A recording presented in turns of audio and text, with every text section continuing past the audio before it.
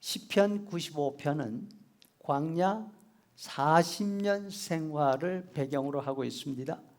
10절에 보면 광야 생활을 한 세대를 가리켜서 마음에 갈피를 잡지 못하고 방황하던 사람들이라 이렇게 하지 않습니까? 또 광야 마사 시절과 같이 머리바에서와 같이 마음이 굳어지게 하지 말라 하십니다. 그때에 이스라엘 사람들은 하나님이 하신 놀라운 일들을 보았음에도 불구하고 하나님을 신뢰하지 못하고 시험하였다 하십니다. 당시 이스라엘 사람들은 하나님의 구원을 한 달 사이에 2번이나 경험했습니다.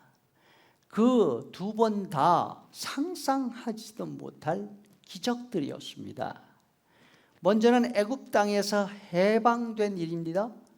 10번째 재앙, 동물과 사람 할 것 없이 모든 집안에 있는 맏새끼가 하룻밤에 다 죽어버렸습니다.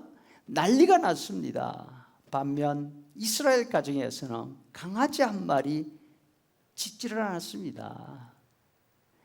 애굽 왕 바로가 한밤중에 모세를 찾습니다. 지금 당장 이 나라를 떠나라. 달라는 것 다 줄 테니까 제발 눈앞에서 없어져. 이렇게 하는 거예요.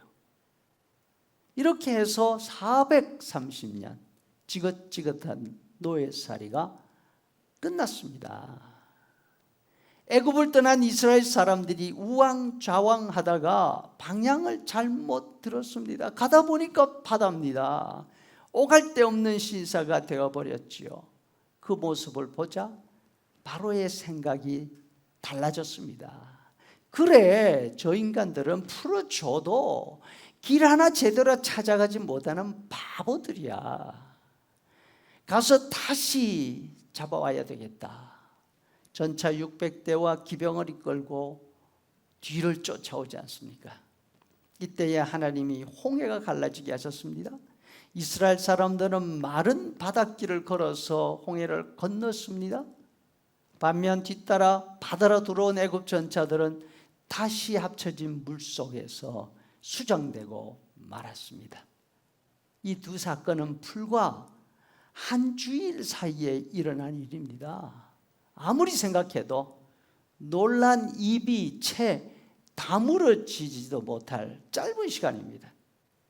그럼에도 불구하고 3일이 지나자 물 떨어졌다고 원망합니다.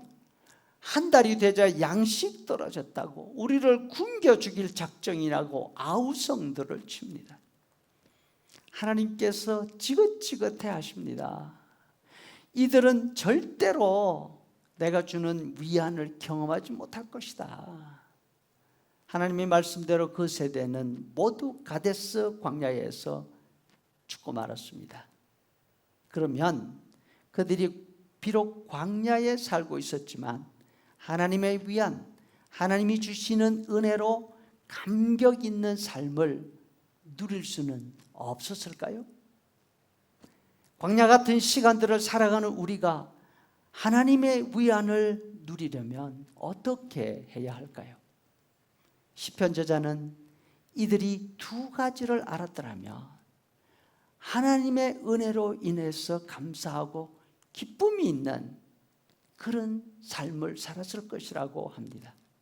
또 하나님 앞에 무릎을 꿇고 경배할 수 있었을 것이라고 그렇게 말씀하고 있습니다. 그 2가지는 첫째, 하나님이 천지를 지으신 분이시라는 사실을 알고 인정을 했어야 한다는 것입니다. 4절 땅의 깊은 골짜기도 높은 산 꼭대기도 하나님이 지으신 것이다. 골짜기를 만나면 힘들게 내려가야 한다고 불평, 산 꼭대기로 올라가야 하면 이제는 올라가야 한다고 원망했습니다. 그러나 하나님이 많은 생각을 가지고서 골짜기도 언덕도 만드셨다는 사실을 알았어야 했습니다. 하나님은 필요하시면 당장 바다라도 마른 땅으로 만드시는 분이시라는 거 2 눈으로 이미 보았지 않습니까? 둘째, 자신들은 하나님이 지금 먹이시는 양떼, 하나님의 백성이라는 사실을 기억했어야 된다는 거죠. 7절에 그는 우리의 하나님이시여 우리는 그의 손이 돌보시고 있으시는 양이라.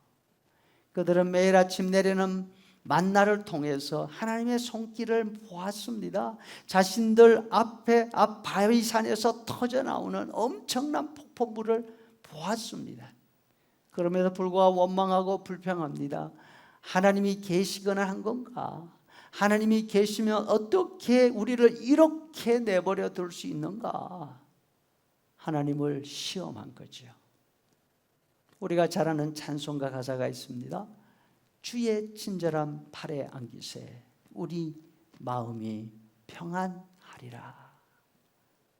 내일 하루도 살다가 힘들다, 정말 힘들다 이런 생각이 들면 이 찬송을 부르면서 우리와 함께 하시는, 우리를 먹이고 계시는 하나님의 팔을 의지할 수 있기를 바랍니다.